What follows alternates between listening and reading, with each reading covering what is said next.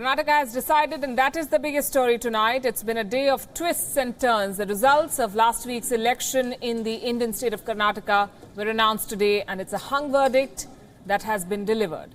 The BJP managed to win the maximum number of seats in the state assembly. Celebrations broke out at the BJP office in Bengaluru after the party gained a lead in early trends, at one point touching the 120 mark, well ahead of the halfway mark.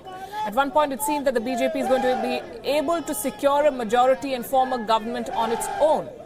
But towards the last phase of counting, late in the afternoon, the BJP's numbers began to fall.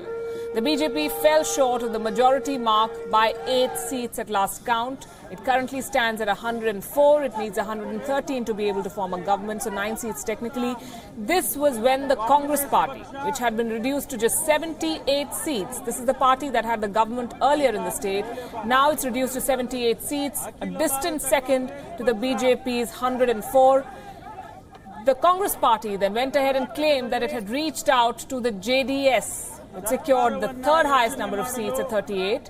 So the Congress with 78 and the JDS with 38 decided to tie up. This was a post-poll alliance. A letter from the JDS confirmed that both parties have agreed to join hands against the BJP. It was confirmed that H.D. Kumaraswamy has been offered the post of Chief Minister by the Congress. Towards the evening, leaders from both sides rushed to the governor's office. They both wanted to form the government. They both wanted the first chance. They held separate meetings with the governor of Karnataka, Mr. Vajubhai Vala. Both the BJP and the Congress-JDS alliance staked claim to form the government in the state of Karnataka. The Congress and the JDS say that they have the numbers. This is despite reports of possible horse trading. Not everyone in the Congress party is happy that they've decided to tie up with the JDS. अगर post पोल coalition के पास majority स्पष्ट तौर से है तो संविधान और कानून की परिपाटी केवल एक बात कहती है कि उस पोस्ट पोल कोएलिशन को सरकार बनाने के लिए निमंत्रण देने के अलावा कोई और संवैधानिक या कानूनी चारा नहीं।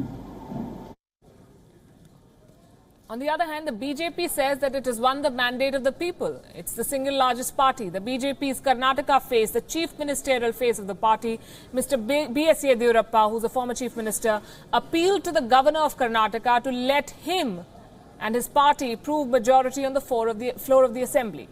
Yediyurappa has now accused the Congress party of trying to subvert the popular mandate. He told the media that an anti-Congress wave in the state has helped the JDS gain. So far, result all has not announced, final figure not known. Shortly we will be knowing the exact figures. Then we will work out the future plan. I don't want to discuss about JDS or Congress. I know my own way of thinking, and I will consult our all India leaders, and I will come back to you. Earlier this evening, Prime Minister Narendra Modi took the stage at the BJP headquarters in New Delhi. And through the speech, he launched a scathing attack on the opposition, i.e. the Congress party. Prime Minister Modi termed the result in Karnataka as victory for his party, the BJP, and he said they won against the divisive politics of the Congress. He even took on the Mamata Banerjee government in West Bengal, calling the violence in that state during the Panchayat election a murder of democracy.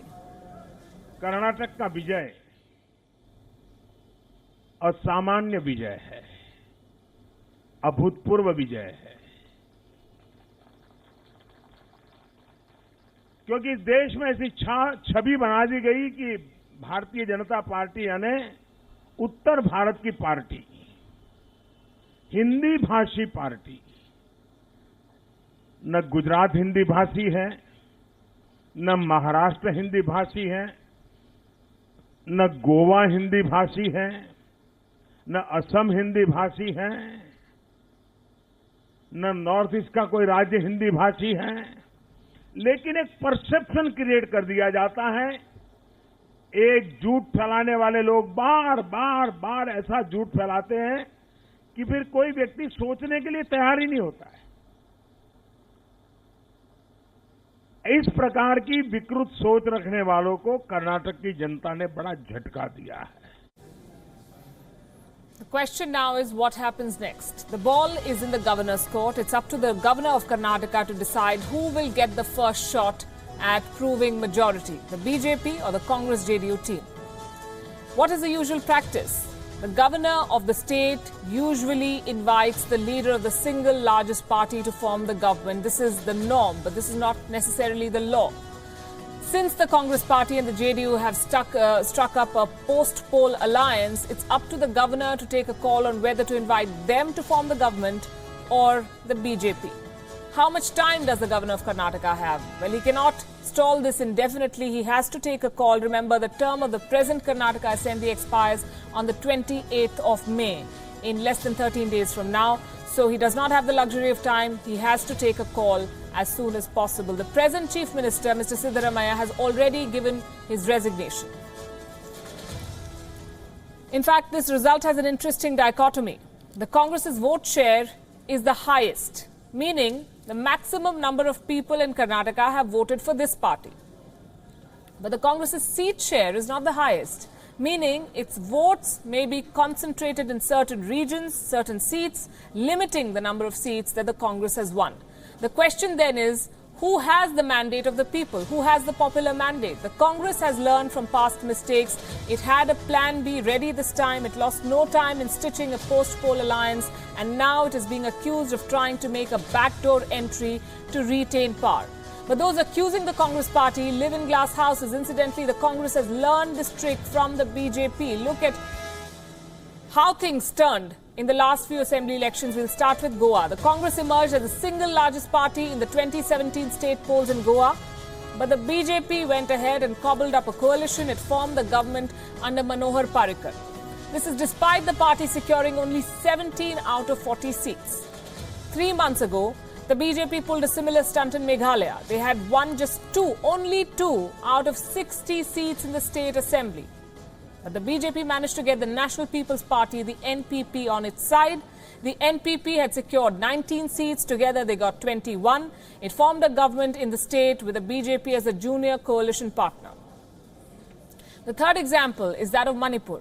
Elections were held in Manipur last year. The Congress secured 28 out of 60 seats. It emerged as the single largest party, but it fell short of the majority mark. The BJP managed to get the backing of 9 other MLAs, and the BJP formed a government with 30 MLAs on its side. It has been done before, and the Congress is trying to do the very same thing this time, giving the BJP essentially a taste of its own medicine. The BJP's Yediyurappa has met the governor of Karnataka. He staked claim to form the government. So has the other contender, the JDS Congress combined, represented by H.D. Kumaraswamy. What happens now is the question. Who calls the shots? Let's tell you about the man who is at the center of attention now, Karnataka's governor, Vajubhai Vala. It's important to remember that this man, Vajubhai Vala, was a BJP member. He started his political career with the RSS. He was the Speaker of the Gujarat Legislative Assembly from 2012 to 2014. It was then Gujarat Chief Minister Narendra Modi who proposed his name as the Speaker. In fact, Vajubhai Vala vacated his seat for Narendra Modi to contest his first assembly election in Gujarat. The question is, what can or should the governor do now? Reports say that there are no set rules for the governor to go by. It's up to him to ask anyone to prove their majority on the floor of the House. Vajubhai Vala could either allow Kumaraswamy to form the government or ask the BJP to attempt it first, since they have the largest number of seats in the assembly. He could also not decide for a while, just like Governor Vidyasagar Rao did in Tamil Nadu recently, giving the BJP the time to stitch together a majority. Constitutional experts say the governor has the power to use his discretion to appoint the person who he thinks will likely command majority support in the House. They also point out that the governor's discretion cannot be questioned even in a court of law. So all eyes now on Karnataka's 79-year-old governor, Mr. Vajubhai Vala. In the meantime, much has been said about whether this election is a precursor to 2019, the big general election coming up in less than a year from now. In the run-up to the Karnataka polls, remember, experts said the BJP is not going to register a resounding win because this is not a waveless election. They said this is not 2014. Things have changed. Much water has flown under the bridge. Modi's magic, some even said, has diminished in the last 4 years. But has it? If this were the general election, how many seats would each side have won? Karnataka has 28 Lok Sabha seats, and if this assembly election is a reflection of the public sentiment, which it certainly is at a state level at least, then the BJP has some reason to cheer. We used today's numbers from today's election results to draw the big picture for you, and this is what it looks like. If these were the general elections, then the BJP would win 16 seats out of 28 in Karnataka, which means that the party will lose out only 1 seat in the state compared to 2014. 17 BJP members represent Karnataka in the lower house of the Indian Parliament as of today. The Congress would have gained only 1 more seat, while the JDS would have held steady to 2 seats. It currently has 2 seats, and according to today's numbers, it would have won 2 seats in a general election. The BJP has put up an excellent performance in Karnataka compared to the last assembly election results.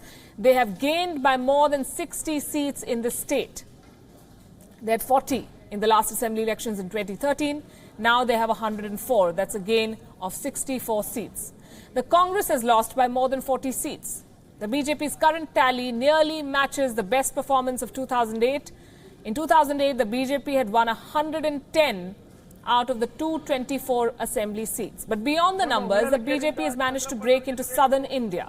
And that's significant. The campaign led by Prime Minister Modi challenged the outgoing Chief Minister of the state, Mr. Siddaramaiah, who has built his campaign around regional pride and identity, Kannada politics. In an interview to WION, BJP President Amit Shah had said that Karnataka is his party's gateway to the south. Now, the party would have its eyes set on other southern states like Telangana and Andhra Pradesh. There is no doubt that the BJP has its eyes set on the south. The party peaked in the northern state during the 2014 elections. If it wants to retain majority at the centre, it must break new ground in uncharted territory, and South India is one of them. In fact, Mr. Ram Madhav claiming victory, saying that in Hyderabad, Karnataka, where the number of Telugu voters is very high, Chandrababu Naidu tried very hard to dissuade voters from voting for them, but they have registered a major win. The last time, the BJP had won 6 seats. This time, they've got more than 20. So this gives them hope for what happens in Andhra Pradesh and Telangana. India's southern states hold 130 seats in the lower house of parliament in the Lok Sabha. Prime Minister Modi still remains the most popular leader in the country according to most surveys and polls. After seeing the success in Karnataka, the party would not shy away from going up against regional powers in southern India. Karnataka may well be just the beginning. A hung verdict and hectic parleys to form a government have often served as a recipe for horse trading in Indian politics. We've seen this before. As political parties battle it out to clinch power in the southern Indian state of Karnataka, the southernmost and popular tourist destination Kerala has sensed business opportunities. Kerala's tourism department has invited MLAs to come and unwind in its safe and beautiful resorts, as it put it. In a tweet, Kerala Tourism Department said, and I'm quoting, "After the rough and tumble of the Karnataka verdict, we invite all the MLAs to unwind at the safe and beautiful resorts of God's own country. #come out and play." The tweet came shortly after it became clear that no single party will be able to reach the majority mark in the Karnataka Assembly elections. The split verdict gave rise to speculation that MLAs would be lured by rival parties to complete the numbers, so they might be holed up in resorts, as has been the practice before, to ensure that the flock stays together. But jokes apart, for centuries, political leaders have relied upon interpersonal communication, canvassing or mass rallies to add weight to their election campaign. A leader's personal charisma coupled with his or her powerful speech worked well and helped them establish a rapport with the voters. But this election, the intense campaigning was not just witnessed on the streets of Karnataka, also on WhatsApp. In fact, many are calling this election the country's maiden WhatsApp election. And why not? India is WhatsApp's largest market, with about 250 million people using this service.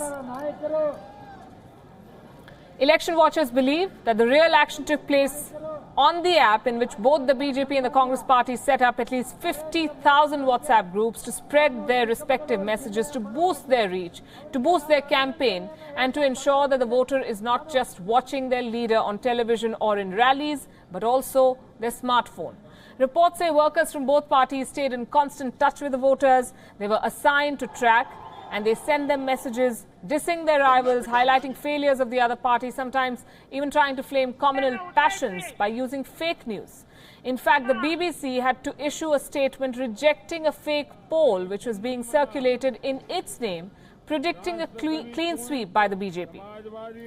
The use of social media by political parties is a global phenomenon now, but the platform came under immense scrutiny after the Cambridge Analytica controversy broke out. One of the drawbacks of this medium as compared to Facebook or Twitter is that it's almost impossible to trace anonymous senders who are bombarding your phone with political messages. This is being called India's WhatsApp-first election. But while we're looking at new trends, we're also looking at the lessons that history has for us, the examples. History seems to be repeating itself in the state of Karnataka. There have been previous elections that threw a hung house. And this time as well, it's a similar story. Despite the BJP emerging as the single largest party, it was the Congress that made the first move to retain their last big bastion. In 2004, the Congress was the single largest party. It fell short of the magic number. The BJP had won only 79 and needed support to form a government. The Congress joined hands with Devegowda's JDS, which it's trying to do again, and the Congress formed a government in alliance with the JDS. 2 years later, in 2008, the JDS that had 46 MLAs withdrew support from the government after a tussle over the chief minister's chair. They then joined hands with the BJP, who had 77 MLAs in the assembly, and formed a government in the state.